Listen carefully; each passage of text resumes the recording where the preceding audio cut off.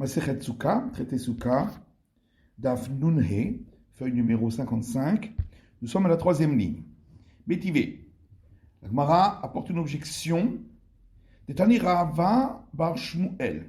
Rava bar Shmuel a rapporté une braïta qui dit Yachol keshem shetokrein al Shabbat bifnei atzmo val Rosh Chodesh bifnei atzmo.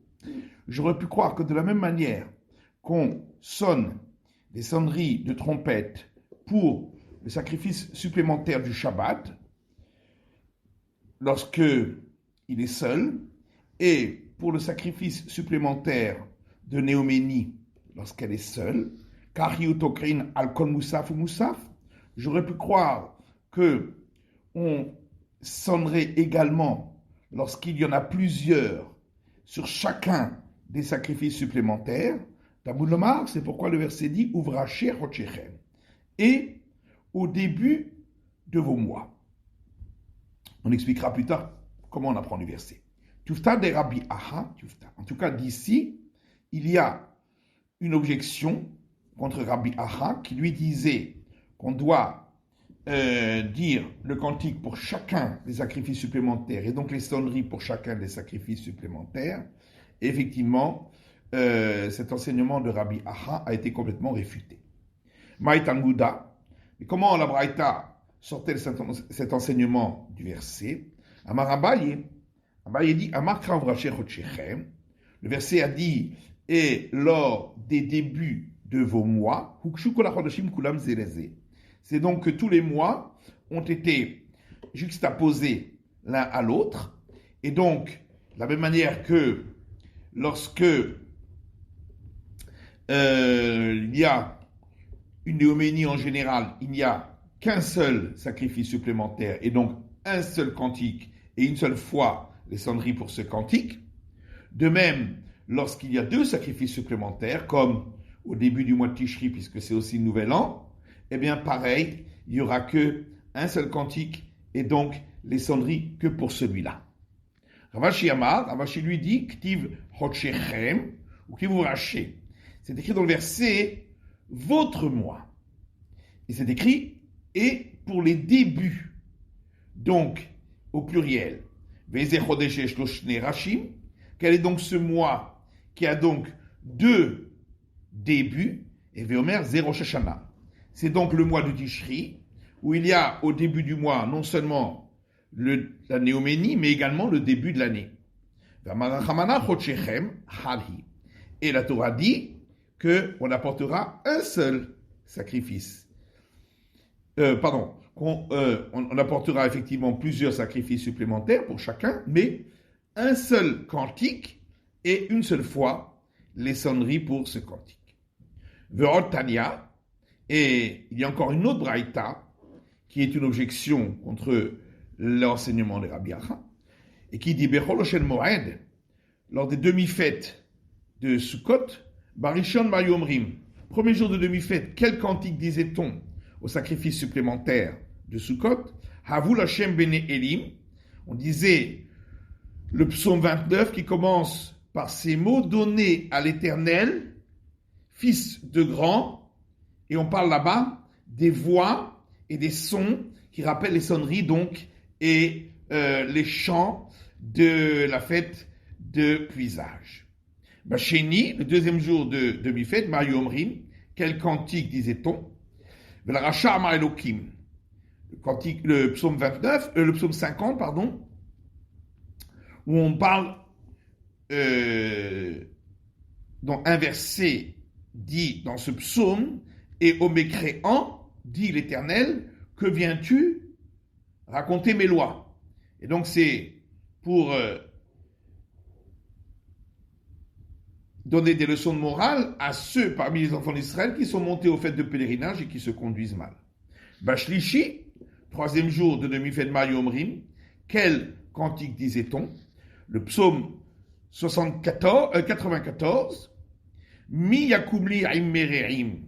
À la fin du psaume, le verset dit qui se lèvera pour moi contre ceux qui me veulent du mal, en référence aux ennemis qui ont voulu empêcher la construction du deuxième temple. Et donc c'est la fin de ce psaume. Barevi'im ayomrim. Et le quatrième jour, quel cantique disait-on? Le début du psaume 94, où il y a ce verset, Binu bo'arim ba'am. Réfléchissez, vous qui êtes sots dans le peuple. Si l'Éternel a créé les oreilles et les yeux, c'est donc qu'il voit et entend. C'est pour ceux d'Israël qui ne prélevaient pas les prélèvements sur les récoltes, puisque c'est le moment de les prélever à la fête de Sukkot. Bachamishim ayomrim, le cinquième jour de demi-fête, quel cantique disait-on?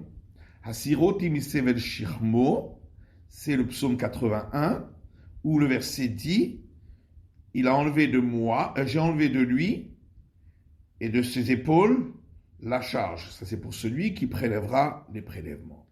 Bashishim ayomrim, le sixième jour de demi-fête, quel cantique disait-on? C'est le psaume 82, où il y a ce verset, Yimotu kol mosde aretz. Tous les socles de la terre chancelleront si on ne fait pas les prélèvements. Imchal Shabbat be'echad mehem. Si un jour de Shabbat tombait dans un de ces jours de demi-fête, Yimotu idache. Donc, on ne dira pas le psaume de demi-fête, mais que le psaume du Shabbat. Et c'est le dernier psaume, donc du sixième jour, qui va être donc repoussé, qui ne sera pas dit. Et donc on voit d'ici qu'effectivement, quand il y avait donc deux sacrifices supplémentaires, on disait qu'un seul cantique. Donc de nouveau contre Rabbi Yara. Rav Safra Manarbehu Simana. Rav Safra donne un signe mnémonique pour se souvenir. Umba'i Hevav Maim Bet Heyud, qui est le début de ces 6 versets qu'on a rapportés. Rav Papa Manarbehu Simana. Et Rav Papa lui aussi donné un signe mnémonique. Habi. Donc, il y a ici le 4e et 5e lettre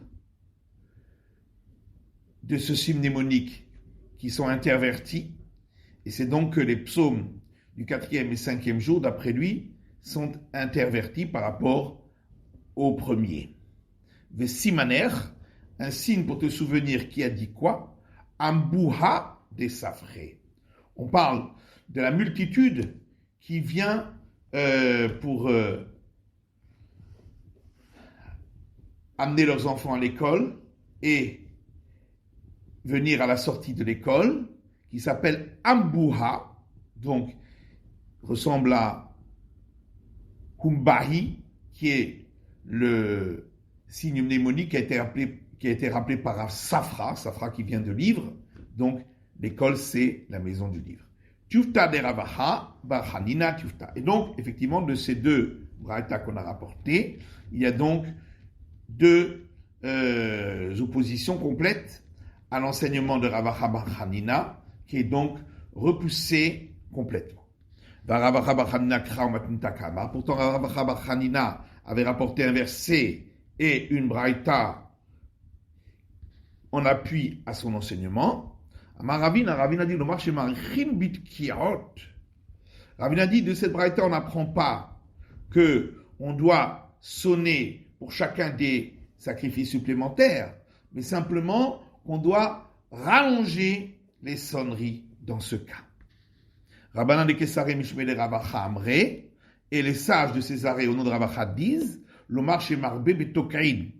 Est venu dire la braïta qu'on rajoute dans le nombre de personnes qui viennent sonner lorsqu'il y a deux sacrifices supplémentaires. Vanan de Itlan Treyome Riabdinan. Autre question. Pour nous, qui habitons en dehors d'Israël, et qui avons donc 2 jours de fête au début de Sukkot, le 15 et le 16 Tishri, au lieu de 1 en Israël, comment faisons-nous pour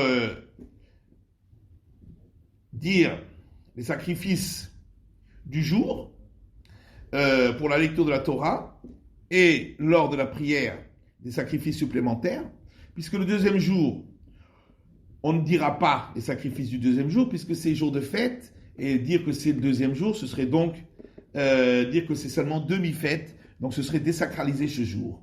Alors, est-ce que le jour d'après, on va dire troisième jour, puisqu'on n'a pas dit, puisque c'est effectivement le troisième jour, ou bien on va dire deuxième jour, puisqu'on n'a pas dit la veille. Et à ce moment-là, c'est le septième jour qui va sauter, où on ne dira pas ces sacrifices. Abayama, Sheni Idache. Abaye dit, c'est le deuxième jour qui va être repoussé, puisque le jour suivant, on dira directement troisième jour. Rava Marshvi Idache. Rava dit, c'est les sacrifices du septième qui vont être repoussés, puisque le jour suivant, on va donc dire deuxième jour, et donc le dernier jour, on dira sixième jour, au lieu de dire septième.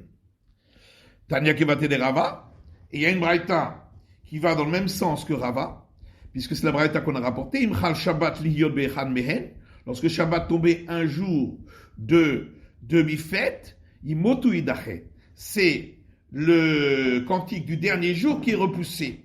Et donc ici aussi, ce sera le sacrifice, puisque on n'a pas pu dire les sacrifices du deuxième jour, eh bien, c'est cela qu'on dira le jour suivant, et c'est les sacrifices du septième qui ne seront pas dits. Adkin Amemar ben Ardea de Medal Gediluge. Amemar, lui, a institué à Nerdea que on reprend les sacrifices de la veille, c'est-à-dire le troisième jour, on dira sacrifice du deuxième et le sacrifice du troisième. Le quatrième jour, on reprend le sacrifice du troisième et le quatrième, etc. Mishnah suivante, Matnitin, Yom Tov Arishon Shel Chag, premier jour de fête de Sukkot, Ayushamud Gimel Parim, il y avait 13 taureaux à offrir en sacrifice supplémentaire, Elim Shenaim et 2 béliers, Vesaïr Echad et 1 bouc. Et donc, c'était puisque tous les 24 familles de tour de garde des prêtres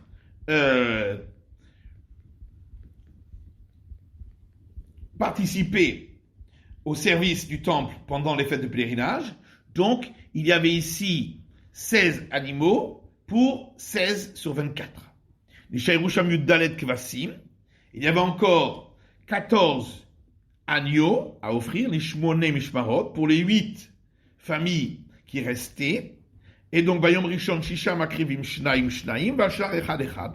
Et donc ce premier jour, 6 familles du tour de garde offraient chacune 2 agneaux, et les 2 qui restent offraient 1 agneau. Bacheni, le deuxième jour, puisqu'il y avait 1 taureau de moins chaque jour, donc ça faisait une famille de plus à participer au sacrifice des agneaux. Hamisha Makrivim Shnaim Shnaim. Donc, il y avait 5 familles qui en offraient 2, Vashar Echad Echad, et le reste en offrait 1, ce qui faisait en tout 9. Bashlishi, le troisième jour de demi-fête, Arba Makrivim Shnaim Shnaim.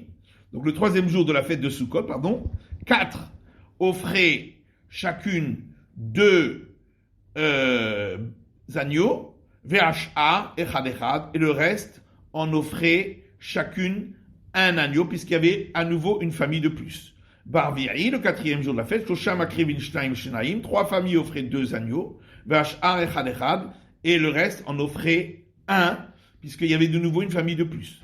Chamishi Shnaim Akrivim Shnaim Shnaim, le 5e jour, 2 familles offraient 2 agneaux, Vashar Echad Echad, et le reste offrait 1 agneau.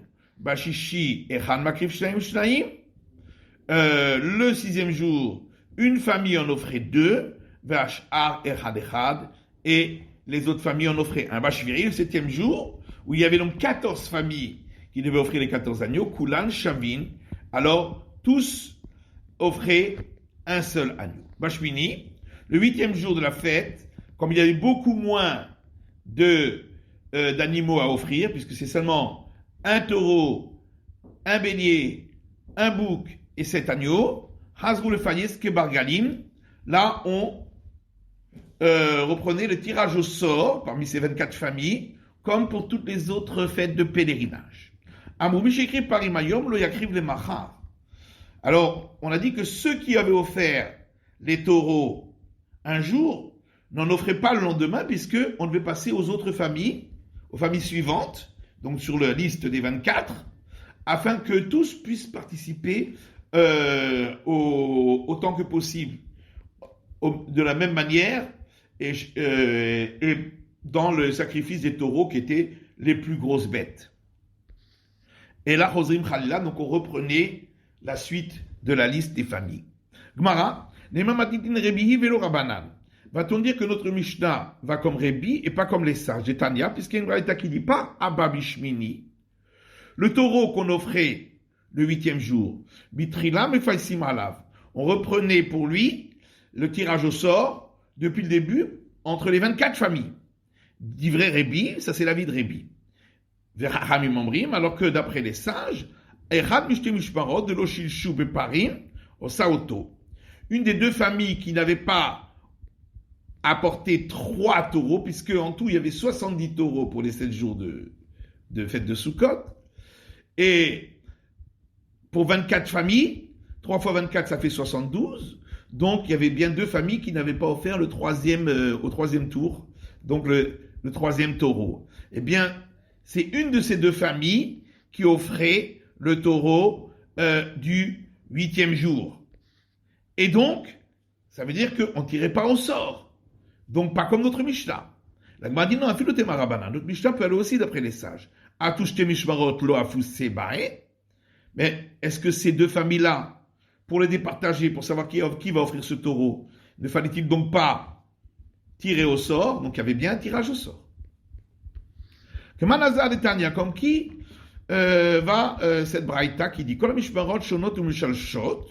toutes les familles offraient donc 2 taureaux ou 3, sauf 2 familles chez Shonot qui offraient que 2 mais pas le 3e. Nema Rebi velo Rabbanan. Est-ce que ça va que d'après Rebi et pas d'après les sages, puisque d'après les sages, il y avait une des 2 familles qui offrait le 3e taureau le 8e jour? Afilotema Rabbanan, non, ça peut aller même d'après les sages. Maïlo Shilsho, quand on a dit qu'elles offraient pas le 3e, mais pareil à Chag. C'était pour les taureaux des 7 jours de Sukkot. Et qu'est-ce qu'on est venu nous apprendre? On est venu nous apprendre cela. Miché écrit par Imayom, le Yakriv le Macha. Que pendant ces 7 jours-là, celui qui offrait un jour, les familles qui offraient un jour les taureaux, ne l'offraient pas le lendemain pour laisser la place au suivant dans la liste. Et la Chosrin Khalila, donc on continuait sur la liste. Amar Avel Azar dit, Hané Shivaim Parim Keneged Mi.